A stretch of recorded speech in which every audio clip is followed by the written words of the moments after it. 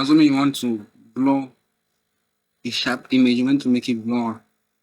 This is how it is done in CorelDRAW. Then it's under Gaussian blur. So this is before and this is after.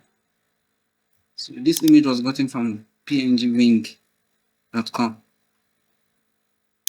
Let me keep the original picture image, then duplicate it, copy and paste it. So you just duplicate it here.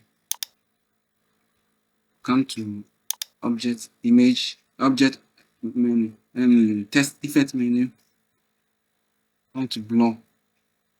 Then we have different blur, but I want to use Gaussian blur. Gaussian blur. So the more you take it to the right, okay, the more you take it to the left, comes it. The more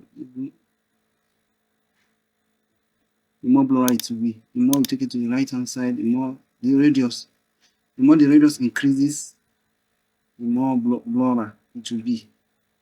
So we slowly take it, increase it a little bit. Can you see how blurry it is? Then you can want to adjust it. So the more the radius increases, the more blur it will be. So this is how it works in CorelDRAW. Don't forget to subscribe and watch more of these videos. You're welcome.